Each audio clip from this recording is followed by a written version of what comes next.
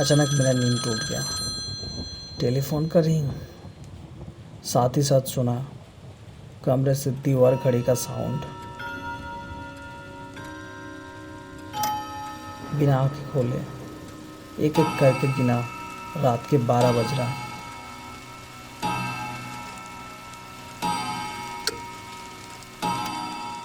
और दो आवाज़ें कान में आया। एक था बादल की गरजना और बारिश के बूंदों की आवाज़। अपने डॉक्टर लाइफ को धिक्कार देते हुए बिस्तर पर उठ बैठा। ये बारिश भरी आधी रात, ज़रूर कोई पेशेंट होगा। बिस्तर छोड़कर उतरा और इसी बार उठाकर जवाब दिया, हेलो। डॉक्टर हाँ। डॉक्टर डॉक्टर जल्दी आइए, जल्दी। कहाँ? मेरे घर 7 नंबर 7 कड़ी सेन स्ट्रीट। बीमारी क्या है? मैं अभी मर जाऊंगा, मेरा दम घुट रहा है, मैं और बात नहीं कर सकता। जल्दी आओ, जल्दी डॉक्टर। और कोई जवाब नहीं। रिसीवर रखकर क्या करूँ सोचने लगा। खिड़की के ऊपर से तेज हवा के झोंके की आवाज़ सुनाई दी, लेकिन आखिर में जाने का फैसला लिया।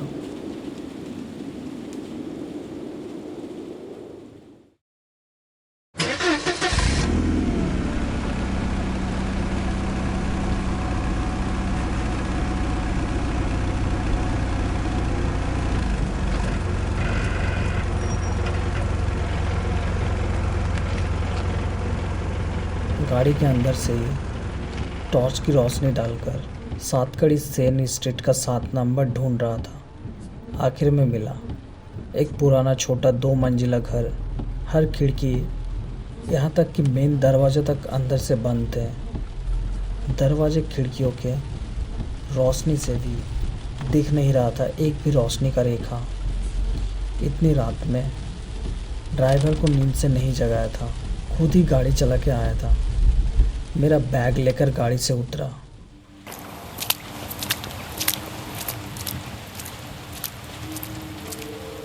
सड़क पर जाकर देखा, ये क्या है?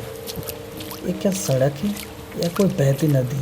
जिधर देखो निशान नहीं किसी भी इंसान या पशु का। ऐ जैसे मनुष्य की दुनिया ही नहीं।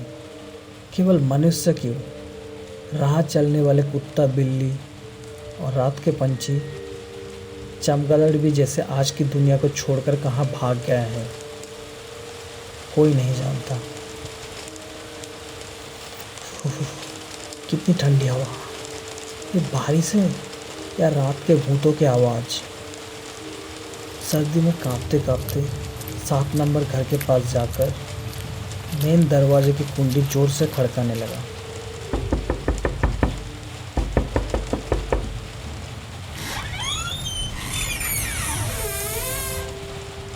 अचानक दरवाज़ा खुल गया। घर के अंदर भी बहुत अंधेरा था।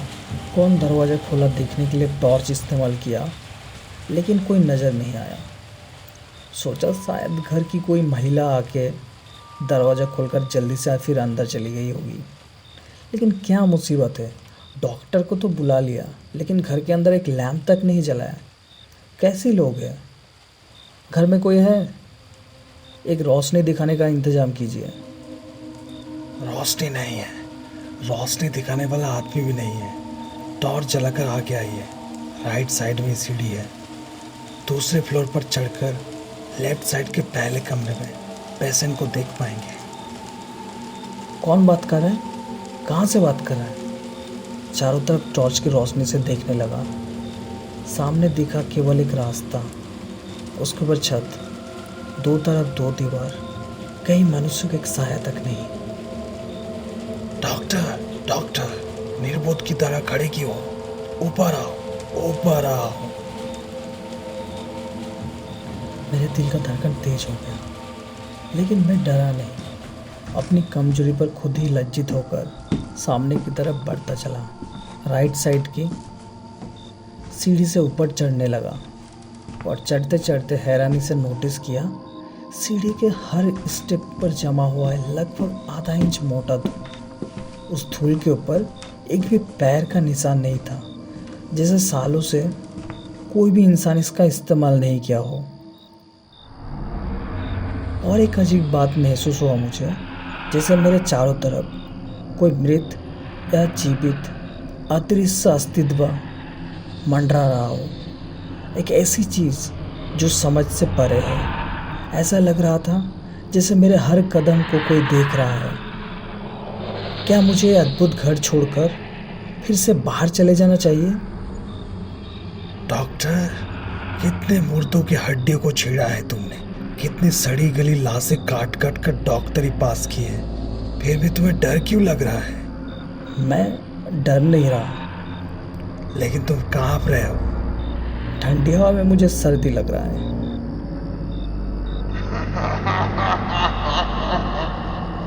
कानों में एक सूखी और दबी दबी सी गंदी हंसी की आवाज़ सुनाई दी। किसी का हंसी सुनने के लिए मैं यहाँ नहीं आया, मैं आया हूँ पेशेंट देखने।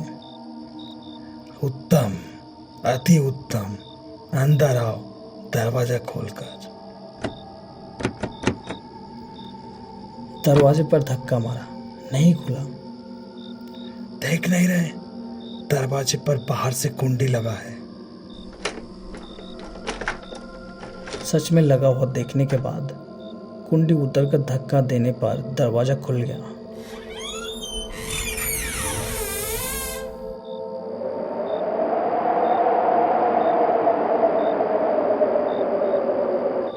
लेकिन अंदर जाते ही एक अजीब ठंडी हवा बहने लगा। मुझे लगा मैं जैसे कि हिमालय आ गया हूँ। आओ आओ, और देर मत करो, मेरा दम बंद हो रहा है, मैं और बात नहीं कर सकता।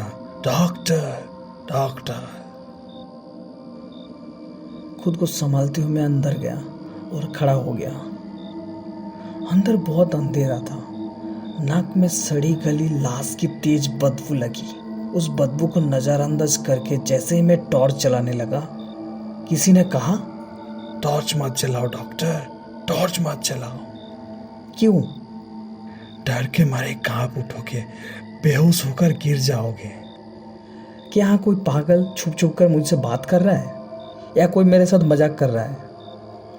क्या अजीब बात है, अगर रोशनी ना हो तो मैं मरीज को चेक कैसे करूँगा? तो जलाओ रोशनी। ठीक है, जलाया।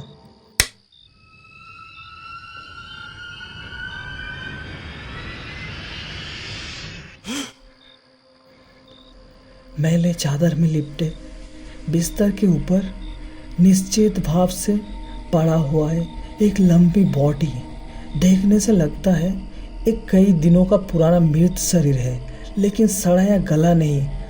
पर सबसे भयानक था उसका चेहरा और आंखों के कोशिका इतने गहरे हो गए थे कि आंखों का नाम और निशान तक नहीं दिखाई दे रहा था। उसका मुंह इतना ज़्यादा खुला था कि सिर्फ देखकर दिल थम गया। और सबसे डरावना दृश्य, उसका मुंह के अंदर से लाइन में निकलते जा रहे थे कीड़े पर कीड़ा। पूरे पूरे दांत में से, मुंह में से। यह दृश्य देखकर मेरा पूरा शरीर जम गया एक जगह पर। हे भगवान, ये है मेरा पेशेंट। डॉक्टर डॉक्टर, ये हमजात नाब और बर्दाश्त नहीं हो रहा है, जल्दी आओ। क्या तुम्हें दिखाई नहीं दे रहा? मुझ पर नरक के कीड़े झुंड में टूट पड़े हैं। इन कीड़ों को भगाओ, भगाओ इन कीड़ों को, भगाओ इन कीड़ों को। बिल्कुल साफ समझ में आ गया। वो रोमांचक भयानक आवाज़ उसे खुले मुंह के अंदर से ही आ रहा था। लेकिन सबसे अजीब बात यह था कि मुंह के अंदर से आवाज़ तो निकल रहा था, मगर उस मूर्ति के होंठ मेरे सामने पड़े थे, बिल्कुल जैसे कि पत्थर बन गया हो, 1 इंच भी नहीं हिल रहे थे। फिर आंखों के सामने साफ देखा, मृत शरीर लड़खड़ाते हुए उठ रहा है, आहिस्ते आहिस्ते आहिस्ते। लेकिन उसके उठने का अंदाज देखकर लगता है जैसे वो खुद नहीं उठ रहा, कोई उसे पकड़कर उठाने की कोशिश कर रहा है। फिर मृत शरीर का सर धीरे धीरे सीधा हुआ और धीरे धीरे मेरे तरफ मुड़ा और उसके अंधेरों से भरे खोखले आँख के अंदर से चमक उठी दो लाल जीती जागती आँख जैसी चिंगारियाँ, जैसे दो सुलगते शोले सीधा मेरी रूह के अंदर घुस गए हो।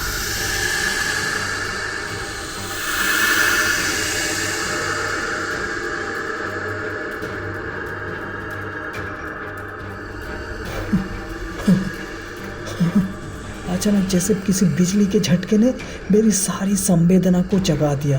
मैं एक छलांग में घर के अंदर से बाहर निकला और फिर घूमता फिसलता गिरता पड़ता जोर से दौड़ता हुआ नीचे की तरफ भाग पड़ा। और उसी पल मेरे पीछे पीछे दौड़ता हुआ आ रहा था वो भयानक आवाज, डॉक्टर, डॉक्टर, कहाँ भाग रहे हो डॉक्टर? डॉक्टर।